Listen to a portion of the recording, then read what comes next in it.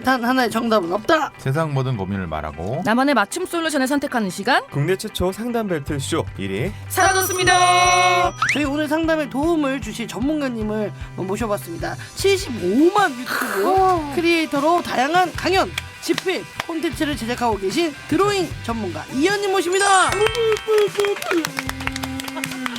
안녕하세요, 이현입니다. 저는 아까 잘 설명해 주신 대로 75만 유튜브 크리에이터고요. 약간 에세이 같은 드로잉 유튜브를 운영을 하고 있습니다. 아, 전공이 그러면 원래 그림을 전공하셨군요. 네, 맞아요. 와, 아니 저도 사실은 이제 전공을 했는데 그림을. 진짜요? 네, 근데 저는 대학교까지만 딱 들어가고 어렸을 때는 되게 즐겼는데 고등학교 되니까 공부를 못 하니까 나는 어차피 그림을 1등 해도 저 대학 못 가네. 근데 진짜 뭔지 알 것 같아요. 이게 어쨌거나 예체능이다 보니까 맞아요. 그런 좌절이 오히려 어릴 때 오는 것 같아요. 맞아요, 그런 맞아요. 입시를 하면서 내가 생각했던 그림이 아닌데 맞아요, 뭐 이런 것들. 아무리 연기를 잘하면 뭐해. 공부를 잘해야만 중앙대를 입시를 맞아. 볼 수가 있는 나도 거야. 홍대 그래서 뭐 시험도 없고 시험을 못 봐. 홍대를 없애면 돼. 안돼. 자, 그럼 상담 시작해 보도록 하겠습니다. 따르르르. 여보세요? 올해 30살이 된 직장인 여자입니다. 저는 10대, 20대 때 항상 후회 없는 선택을 했다고 생각을 했는데 지금은 후회하는 시간이 점점 많아지고 있습니다. 초등학생 때 제가 그림을 그리면 칭찬을 많이 들었고요. 그래서 그림 그리는 것을 좋아하게 됐습니다. 엄마도 미술을 전공하셔서 제게 적극적인 지원을 해주셨기 때문에 저는 4학년 때부터 3년간 미술학원에 다니며 예술중학교 입학을 준비했어요. 하지만 입학 시험에 떨어졌고요. 일반 중학교에 가게 되었습니다. 3년이나 준비한 시험에서 떨어지자 부모님의 지원도 없어졌고 저는 어쩔 수 없이 진로를 바꾸게 되었습니다. 그러다가 중고등학교 때는 수학이랑 과학을 나름 재밌어 했는데 그때부터 막연하게 어떤 분야의 연구원이라는 직업을 꿈으로 다시 갖게 되었습니다. 하지만 사교육을 받은 저보다 혼자 공부한 친구가 더 좋은 성적을 받는 것을 본 후 큰 충격을 받게 되고 성적이 떨어지기 시작했습니다. 저는 결국 재수를 하게 되었습니다. 1년 뒤 저는 부모님과 제 자신이 만족할 만한 대학교에 입학을 했습니다. 전자공학과였는데요. 막상 학교에서 전공 과목 수업을 들어보니 너무 어려웠습니다. 재수 생활에 지친 덕인지 이과 수업에 흥미가 없어졌고요. 내 인생을 바쳐서 연구하고 싶은 마음도 1도 안 생겼습니다. 그때 당시 지도 교수님이 제게 연구직을 제안해 주신 적이 있었습니다. 너 반도체 쪽 연구직 해볼 생각 있니? 저기 너무 감사하지만 사실 저는 공무원이나 공기업 쪽으로 갈 계획이어서요. 공무원이나 공기업? 난 참 이해가 안 가네. 이분이 약간 좀 방어적인 선택을 계속 좀 하신 느낌이에요. 그러니까 뭐냐면은 이분 같은 경우에는 어떤 것을 막다뜨렸을 때 방어적인 사고에서 어떤 선택들을 해 오신 것 같아요. 맞아요. 네. 그래서 지금 뭐 여기서 뭐 어떤 갈등이나 뭐 벽이 느껴지면은 그러면 저거를 접고 나를 자존을 지키는 선에서 다른 선택을 돌리는 회피형 선택을 계속 하시는 타입이 아닐까. 이분의 어머니가 미술을 전공하셨어요. 근데 이 어머니는 칼같이 3년 준비해서 안 하니까 떨어져. 딱 끊었어. 그럼 이분의 어머니 이 미술 전공자인 눈으로 봐서 이분은 사실 재능이 없었을 수도 있어요. 그쵸. 그러니까 아마도 처음엔 뭔가 싹수가 보였는데 그쵸. 조금 하다 보니까 얘는 아닌 것 같다라고 그 할 수도 정도는 아니야. 있다는 거. 그러니까 근데 이제 어머니의 문제는, 기준이 높았던 걸 수도 있죠.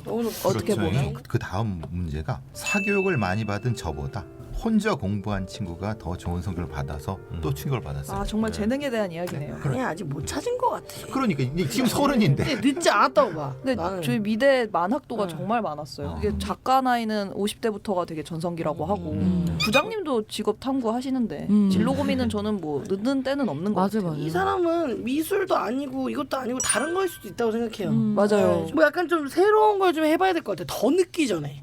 그렇죠. 그리고 이 그거밖에 미술에 없어. 대해서 내가 갖고 있는 마음이 어떤 단순한 그리움일 수도 있거든요. 환상일 수도 있고. 근데 그게 이제 환상인지 아닌지 그 내가 이거를 했을 때 이거 내가 못 놓겠다 하는 그 감각이 든다면 붙잡는데 그러니까 해보고 판단할 일인 것 같아요. 냉정해져야 될 것 같아. 가까운 사람들에게 사연자님은 어떤 사람인가로 질문을 드렸더니 조용하고 예민한 사람이면서 가끔 속이 깊다고도 합니다라고 해주셨어요. 본인의 성격의 장점과 단점은 장점은 신중하고 꼼꼼한 것이고 단점은 낯을 많이 가리고 살짝 예민한 성격이다. 예민하다는 게. 그러니까 예민하다는 얘기 계속 나오는 거 보니까 이제 조금 알 것 같아. 말랐네요.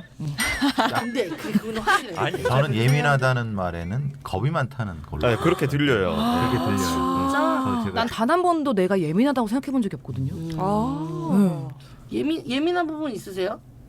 약간 저는 저 예민하다고 생각하는데 디자이너였다 보니까 네. 못생긴 가게를 가고 싶지 않아요. 예쁜 가게. 못생긴 가게라는 있어요? 표현 참. 아니 못생긴 가게라는 기준이 있어요? 여기는 어때? 이 못생긴 스튜디오인가요? 여기는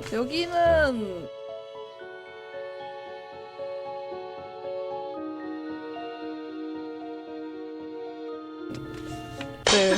봐봐. 여기 진짜 멋없는 엉망이야 엉망. 멋이 없어요. 여기. 솔직히 말해보세요. 이 옷도 지금 못생겼나요? 아 요즘 회사하죠. 궁금한 게 노포 같은 데는 약간 그런 건 바이브가 그러니까 저는 그치, 이렇게 전통성 있고 그치. 클래식 있는 거는 못생김이 아니라 그게 이제 멋이라고 생각하는데 어설프게 따라한 거죠. 그러니까 가끔 분위기가 없는 거. 너무 막 홍대인데 너무 막 유럽이라 그래. 아. 근데 그게 이제 진짜 유럽이면 모르겠는데 어중간한 갑자기 샹들리에 달려 있는 거. 갑자기 샹들리에가 있는데 옆에 막 쿠팡에 수산 뭐가 있어.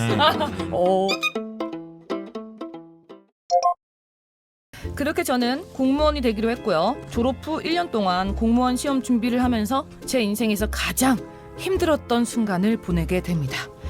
피나는 노력 끝에 저는 공무원이 아닌 공기업에 입사를 하게 됐고 이제 인생의 모든 목표를 이뤘구나 싶었습니다. 하지만 공기업의 업무는 예상대로 잡무가 주된 업무였고 회사 문화 또한 예상대로 엄청나게 보수적이었습니다. 올해로 회사에 입사한 지 4년째가 되다 보니 회사의 장점보단 단점이 많아 보이고요. 제가 성장할 수 없는 환경에 놓인 것 같아 답답하고 불안합니다. 보통 퇴근 후엔 새로운 사람을 만나는 게 피곤하고 두렵기도 해서 집에서 핸드폰만 보고 연애도 안 합니다. 주말에는 취미로 미술학원에 가서 그림을 그리고요. 친언니와 함께 전시회를 가거나 쇼핑을 합니다. 언니와는 이런 제 고민거리를 이야기 자주 하는데 얼마 전엔 회사에서의 성장에 관해 대화했습니다. 전에는 회사에서 시키지 않아도 스스로 일을 찾아서 내가 했었거든? 근데 이젠 그렇게 할 것 같지가 않아. 내가 진짜 좋아하는 일을 찾았다면 계속 열심히 했을까? 우린 재능이 애매해서 다른 일 못 할 걸.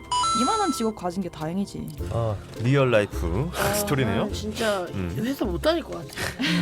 이분은 그러니까 과거 같은 경우는 사실 공기업 들어가면 됐다. 회사는 대충 다니고 맞아요. 주말에 골프나 치러 다니고 뭐 그렇게 놀자 생각하시는 분이면 편하셨을 텐데. 그니까요. 맞아요. 그러니까요. 저기 적성인데. 네. 그러니까 그래서 그럼 이건 공기업은 네. 냅두고 보험처럼 나머지 시간에 다른 거를 찌분찌분 하시면 되잖아요. 저도 그 생각을 했거든요. 그런 라이프 스타일도 있어요. 그냥 돈은 거기서 돈 버는 맞아요. 곳이고 내 개발은 여기서 하는 것인데 이분은 약간 내 개발이 내 일과 동의어 같아요. 절대 안 돼. 근데 저 이분 너무 공감 가는 게 저는 공기업은 아닌데 공기업 같은 느낌의 디자인 회사를 다녔었거든요. 정말 너무 괜찮은 근무 강도. 근데 이제 이게 앞에 앉아서 보니까 그럼 내가 여기서 더 다니면 진급하면 대리님. 대리님처럼 되기 싫은데. 진급하면 차장님. 나의 미래가 차장님처럼 되기 보이잖아요. 싫은데. 진급 부장님? 최종이 부장님이라고 싫은데. 약간 내가 되고 싶어 하는 쪽의 조언은 내가 원하는 사람들이 이미 이뤄놓지 않았을까? 근데 이제 무모하게도 이제 하루키를 보니까 하루키가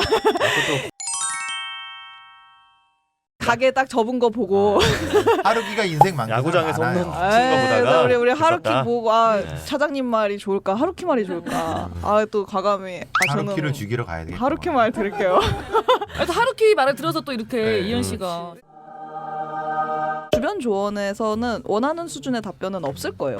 주변은 그거를 유지시키고 싶어 하기 안정적인 때문에. 거를 원하니까. 저처럼 아예 갈 거면 하루키까지 가버려야지. 근데 굉장히 이현님의 말씀이 중요한 게 이거죠. 답이 주변에 있을 거라고 해서 생겼으면 예전역에 찾았지. 맞아요. 답은 주변에 없을 수도 있는 거예요. 고민은 10대, 20대 내가 봤을 땐 더할 나위 없이 완벽한 생활인데 자꾸 후회가 되고 부족한 느낌이 드는 건 왜일까요? 라고 고민을 정리해 주셨습니다.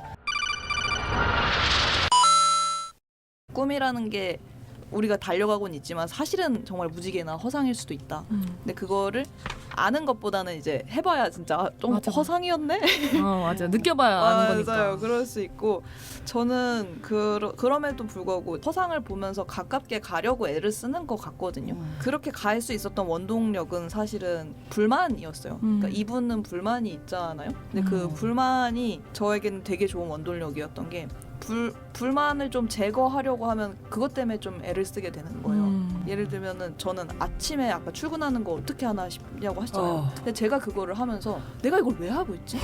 이거 진짜 어떻게 하냐? 힘들어. 그래서 그 불만을 제거할 수 있는 방법이 뭐지?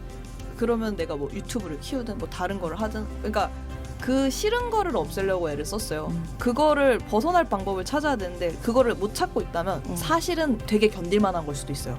아까 얘기해 주시던 것처럼 그 삶의 형태가 너무 다양한데 그게 괜찮은 걸 수도 있거든요. 그러면은 그거를 또 받아들여야 돼요. 내가 이거 사실은 괜찮을 수도 있고 내가 이게 체질일 수도 있다. 근데 이거를 그냥 남들은 저렇게 사니까 진취적이니까 하면서 나도 똑같이 진취적으로 살려고 하면 꼭 그렇게 내가 진취적인 캐릭터가 아닐 수도 있어요. 맞아요. 아니어도 되잖아요. 맞아. 맞아요. 저도 저를 되게 많이 알게 되면서 실망도 많이 하게 되면서 또 내가 되게 주인공이 아니라는 것도 알게 되면서 더 자유로워졌거든요. 견디고 있다면 그것도 사실은 견딜만 한 거니까 계속 견뎌보는 것도 방법이다.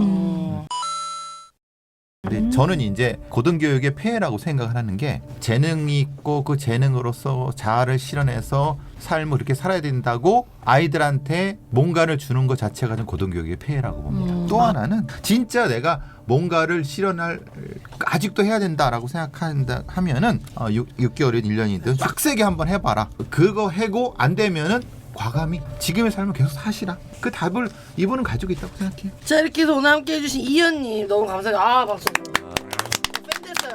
저 진짜 팬 됐어요. 정말. 어떠셨어요 오늘은? 저 여기에 있는 것 자체가 너무 감사한 자리인 게 무슨 소리? 일단 이 조언들의 퀄리티가 다 너무 이제 색다른 형식이기도 하고 저에게도 그냥 너무 다 도움이 많이 되는 말들이어서 오늘 더 팬이 된 것 같아요. 세상에. 미사라 최고. 이렇게